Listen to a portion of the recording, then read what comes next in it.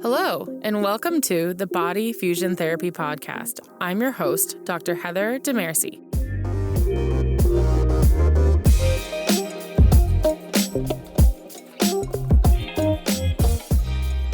I have been getting a lot of requests for posture podcasts, so I'm going to start a 3-part series. In today's episode, I'm going to talk about sleep, and at the end, I'm going to talk about sleeping posture as well. But we're going to talk about other factors of sleep as well, because it's extremely important. We all know about how important it is to get a good night's sleep, but it can be really elusive at times. So I'm hoping that today's episode, we're going to talk about sleep hygiene, how to pick the right mattress, pillows, and finally posture will kind of start to make it so you have a better night's sleep, because it's really important. There's a great couple TED Talks out there, and the one that I love the most is it talks about how when you get to the deep levels of sleep, how your cerebral spinal fluid, kind of the fluid that surrounds your brain, just goes in and soaks all around your brain and pulls out all the metabolites, or like the trash that your brain has created throughout the day. And it pulls it out and just brings nutrient-rich cerebral spinal fluid to the area. So your brain kind of gets cleaned out every night, but only if you go to those deep levels of sleep. So when you're not getting that deep sleep, that really deep restorative sleep, your brain is just full of trash, literally, and it doesn't work well. And that's why you don't feel so well in the morning.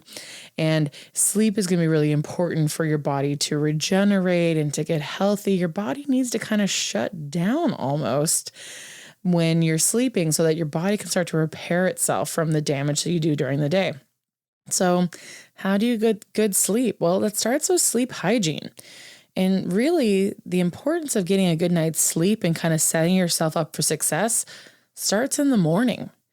You should really try to get sunlight every day, preferably in the morning if possible. Kind of starts to set your circadian rhythms and gets you ready. So you need to see that daylight. Now, I am, struggling with this myself, starting work at 7 a.m., often not seeing the sun before it gets up, but it's really important to try to get out and get into the sun. So I can't get my sunlight till later in the day when I'm done with work, but at least I'm getting it at some point. So get out into the sun, preferably in the morning, kind of helps your circadian rhythm. You should also try to limit the amount of caffeine that you're having after 10 a.m. Really, the last caffeine should be done by 10 a.m. So that afternoon coffee to kind of get you through the day, that's really not helping you, because it's going to make it so that you have a worse night. So try to limit that coffee, that extra caffeine, to before 10 a.m. So really, you're kind of setting yourself up for success in the bedroom with earlier in the day activities. So let's talk about actually sleeping. Well, let's talk about your bedroom first. There are only 2 activities that should be done in your bed, and they both start with S. One is sleep and the other is sex. If it's not one of those 2 things, it should not be done in the bed. So that means watching TV in the bed, reading too much in the bed, eating in the bed, just hanging out, chatting.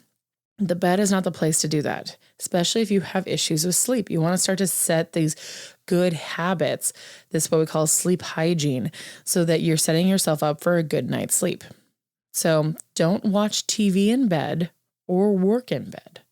You really want to limit your blue light for the few hours prior to you going to bed. That blue light that we always hear about, that getting emitted from all our electronic devices, that kind of stops your melatonin production. So you need that melatonin to start ramping up before you go to sleep.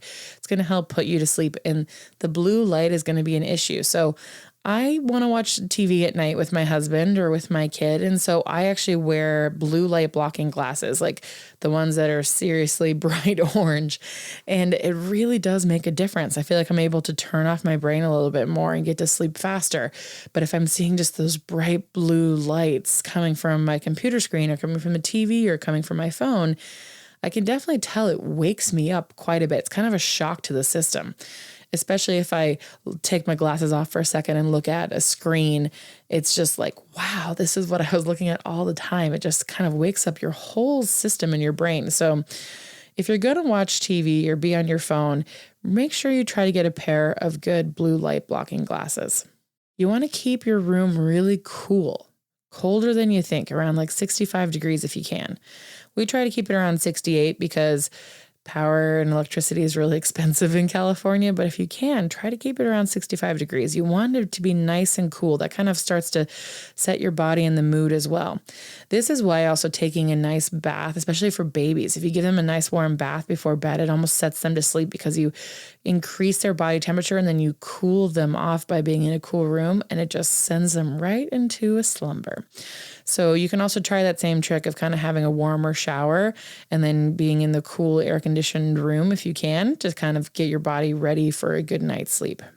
You want it to be as black as possible. You want to try not to have any light pollution.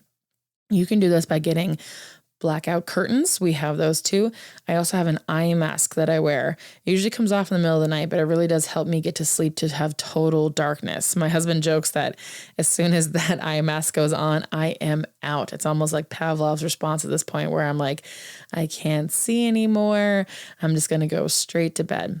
You can also use white noise machines if you need kind of that. I'm not good with just having nothing going on. I get caught in my own thoughts when I'm trying to sleep. And so having that kind of white noise will also help.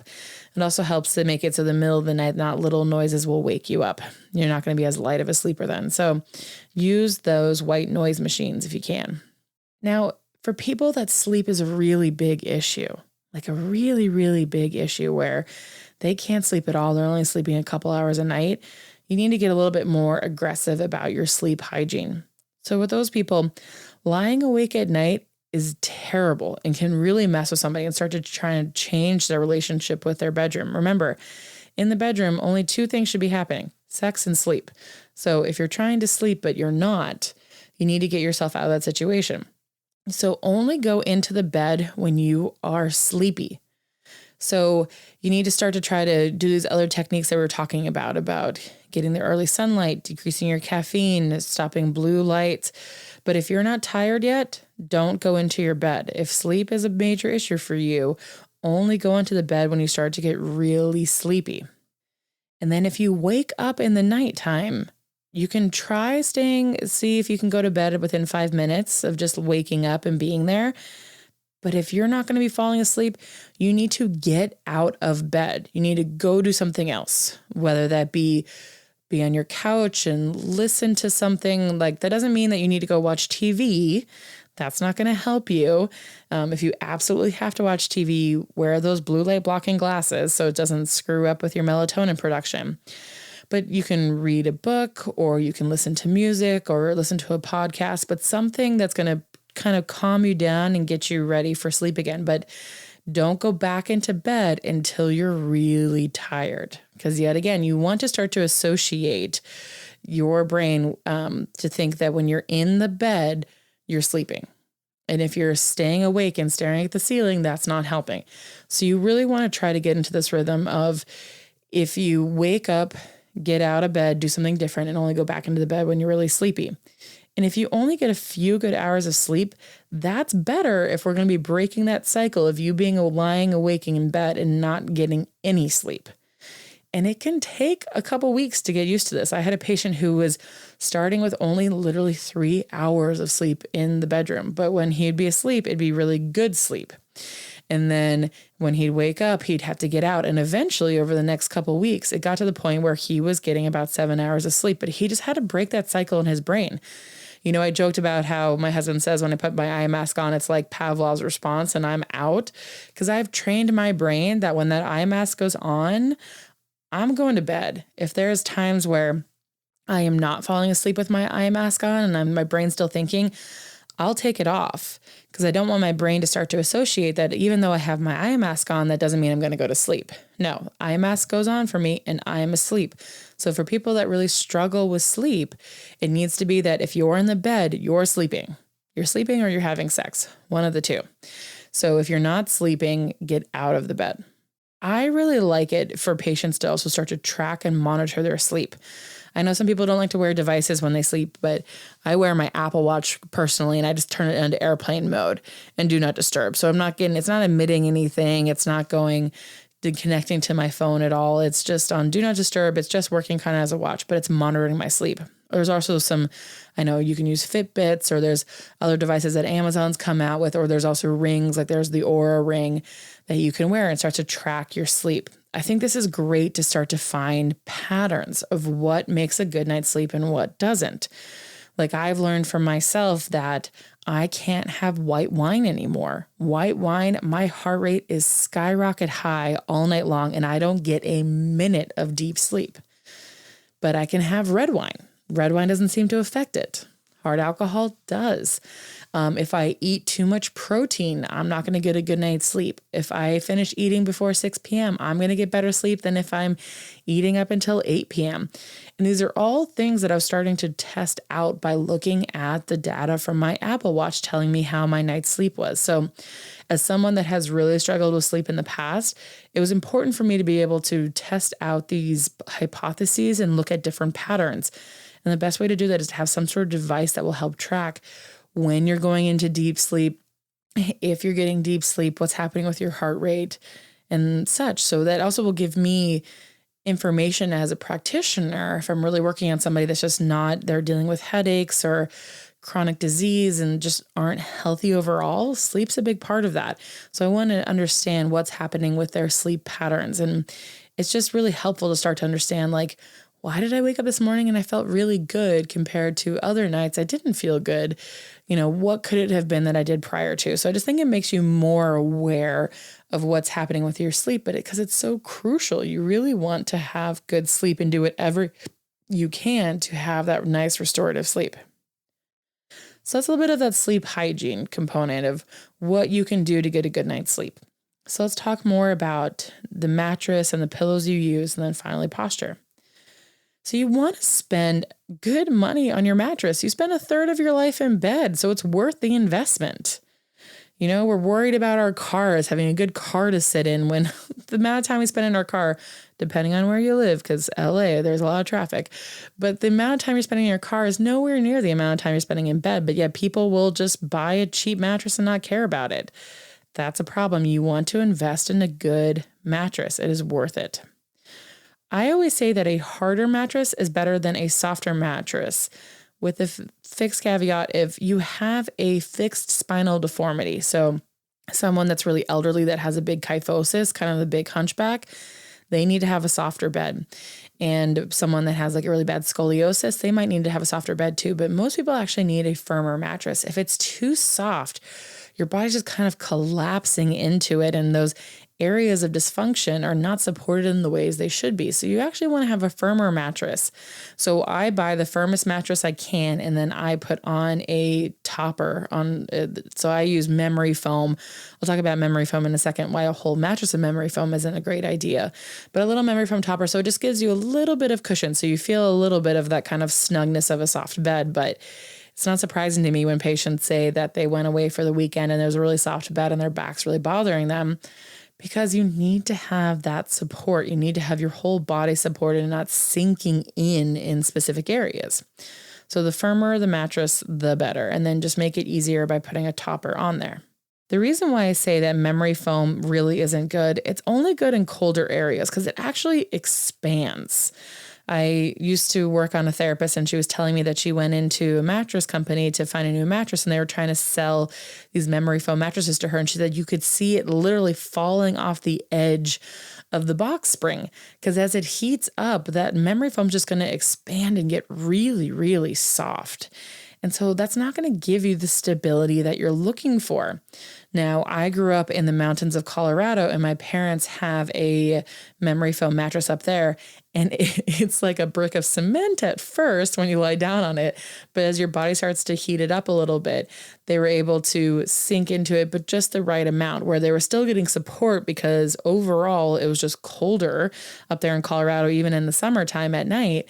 And so it stayed that nice firm mattress with just that little bit of sinking in to feel a little bit more cushion and support. for comfort level.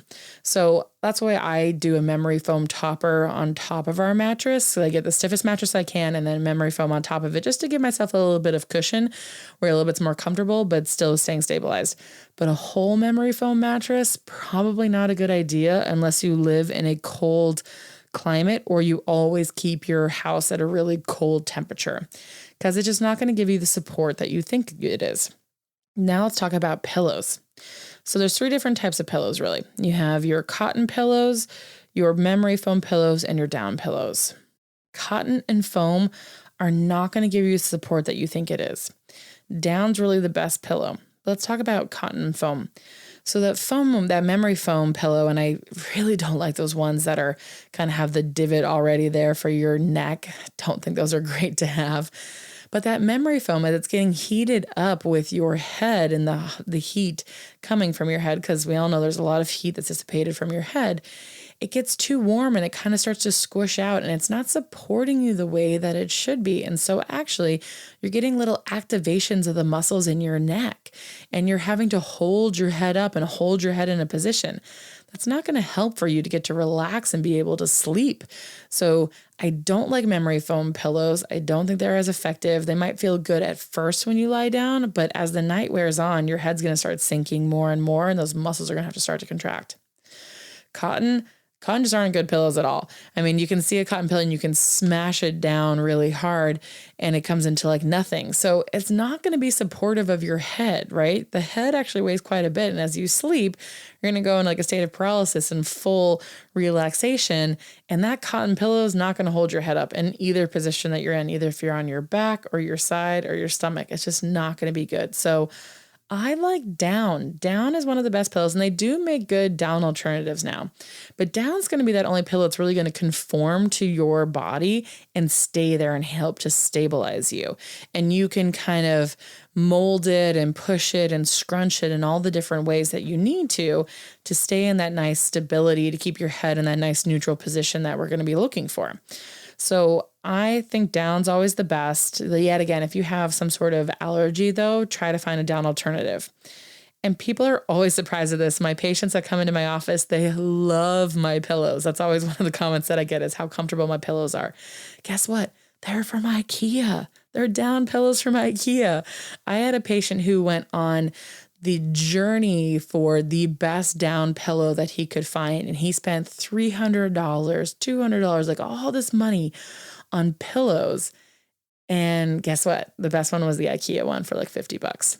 So they're starting to discontinue them, but if you can get your hands on down pillows from IKEA, do it. They are the best. I've tried them out myself. I've tried getting really expensive down pillows just to try to give my patients the best information I can. And IKEA wins just every single time. So don't poo-poo it. It is really good. Try IKEA down pillows. Now, the placement of your pillows is really important though, right? Because we want to try to support the body. So let's talk about sleeping postures. So if you like to sleep on your back or in the supine position, you want to have the pillow underneath your neck and your head. One of the biggest mistakes that I see people make is that they have the pillow underneath their shoulders. Your shoulders don't need to be supported. It's your neck. You need to view your neck as the bridge between your shoulders and your head. Now remember, bridges have space underneath them, so that's where the pillow needs to get into. It needs to fill that space so you're in a nice neutral alignment. If you have the pillow underneath your shoulders, you're not going to be able to scrunch that pillow underneath your neck enough to be able to fill in the space and support it. So you're going to get kind of these shearing motions of those segments, which is going to lead to neck pain. So you want to have the pillow and you want to grab it. So if you're lying on your back, you're going to grab the pillows at its lower corners and you're going to pull it up into your neck crease and around your cheeks as much as you can. And you're going to feel totally cocooned by this pillow, but it's going to be the best position for that to really support your neck and then your head. But you really want to fill that space. You want to always think about filling that space around your neck and supporting it with, this is why the down pillow is so good, because it's not going to deflate in the middle of the night like the memory foam pillow, and it has a good density to it, unlike the cotton pillow. So you want to fill that space. Now, if you're someone that also has low back issues and you like to sleep on your back, because this is usually a more comfortable position for people that have back issues, you want to make sure that you have pillows underneath your legs, but not underneath your knees. You want it to be pulled up right underneath your thighs, as close to your sits bones as you can. It's not going to be as comfortable to have it under your knees because you're still going to have the weight of your thighs pulling on your low back and those hip flexor muscles. So if you pull the pillow as far as you can into your sits bones, kind of into the gluteal cleft, as we call it, that's going to make it easier and kind of support the thighs and the weight of the femur, so it's not going to be pulling on your low back. So 2 pillows is the best that I have found, is 2 good pillows pulled up underneath your thighs. Hopefully they're still the down pillows too. And that's going to kind of help take pressure off your lumbar spine. So if you have back pain and you want to sleep on your back, you need to have those pillows underneath your thighs. So what if you're a side sleeper? Side sleeper, you need to make sure that pillow is pulled up all the way into your neck and that your neck isn't off to the side. So side sleepers are the ones that usually end up having the most neck pain if they don't have good pillow or good pillow placement. Because if you let your head just hang off to the side, it's really going to be cranking on the underside and then also stretching of the upper side as well. So you really want to grab that pillow and pull it right into the crease of your neck and pull it up into the crease of your neck. So you almost create a little bit of a fold of the pillow to fill that space between your shoulders and your neck so that you're not shearing forces through there, kind of being in a side bent motion where your ear's trying to touch your shoulder. So really pull that pillow in, because from the back, it should be a straight line from your head all the way down to your tailbone. There shouldn't be any sort of curvature. So you want to get as straight of a spine as possible there. So pull it all the way up into the neck and make sure your head's supported. Yet again, your shoulders do not need any support here. Now, the biggest mistake that I see with the pillow down by the legs with this is that people will just have the pillow between their knees, but their feet are not going to be supported on a pillow. And that's going to cause actually a rotation of the hips and a pulling on the hips. So if you have no pillow, that's going to be a force on the hips because you do have a space between your legs. If you're to stand upright, your legs aren't touching. There is a space, hip width apart, there is a space. So you want to be able to fill that space with a pillow. But if you fill that space with just at your knees, you're not going to be getting the whole story, because then your foot is going to go, your top foot will be touching your bottom foot, and that's going to put you into an external rotation of your hip. And that's not going to feel comfortable very long term on through your back. So you want to make sure that the pillow is placed up into your crotch, up into your groin, and follows down and is on your feet or supported on the pillow as well. So for someone that's really tall, you might have to have a king size pillow, but I'm 5'10" and I can use a queen size pillow just fine and fully supporting my legs this way. So you want to think about your knees kind of being bent up towards your chest a little bit, and a pillow being from your groin all the way down to your feet to help support your low back and your hips. This will take pressure off of your hips for sure. Now, if you like to sleep on your stomach, I'm sorry, but you're not going to be able to sleep on your stomach anymore. It is terrible for your neck and your low back. If you don't believe me, because I get it, sleeping on your stomach is a comfort position for a lot of people. But if you were to stand up and have your head turned to one side as far as you can, and then tilt your head backwards, just try standing there for like 5 minutes and see how comfortable your neck feels. Most likely, you're not going to be able to even last the 5 minutes. But there is a way that you can get that comfort if you go into what we call a partial prone position. So with partial prone is you're almost on your stomach, but you're not quite there yet. So what you're going to do is you're going to have a pillow underneath your head supported up into your neck. Now you don't want to have as thick of a pillow here because you don't want to have that extension through your head. You don't want to be looking back, but you want to have that up into the crease of your neck, supporting your neck and your head, not your shoulders. And then you're going to have another pillow underneath your arm. So say if your head is turned to the left, then you would have a pillow under your left arm, and you want it all the way up into your armpit. So it's kind of supporting there. So you're kind of hugging that pillow. And then you're going to have another pillow down at your leg. So you're going to bring your left knee up, bend your left knee up, and you're going to put a pillow underneath and try to fill the space between the mattress and your groin. Because if you don't have that filled in, it's same thing sort of your neck, it's going to be this shearing motion. So you want to pull that pillow up into your groin. And so you're almost on your full stomach, but you're not quite there. But it's going to give you that same sort of sense of comfort of being on your stomach. And I get it, because this is the position that honestly I like to sleep in, but I'm just stuffing the pillows to kind of keep me from rolling fully on my stomach. And this will kind of take pressure off of my neck and my low back.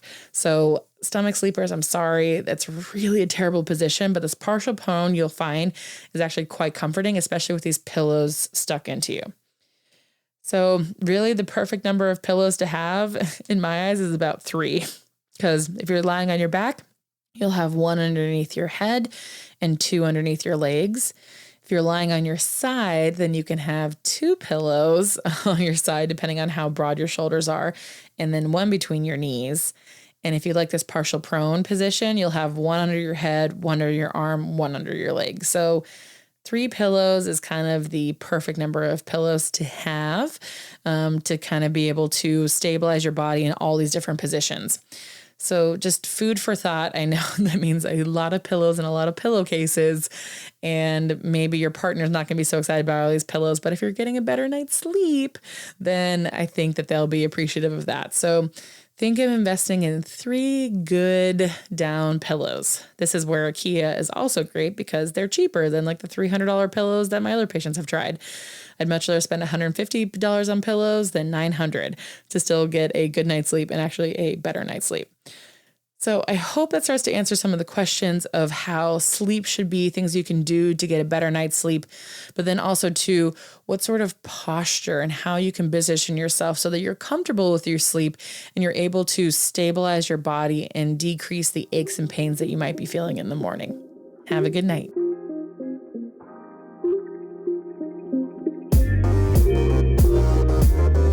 Thank you for tuning in to this episode of the Body Fusion Therapy Podcast. Please share it with your friends and family, as well as leave a review if you liked what you heard today.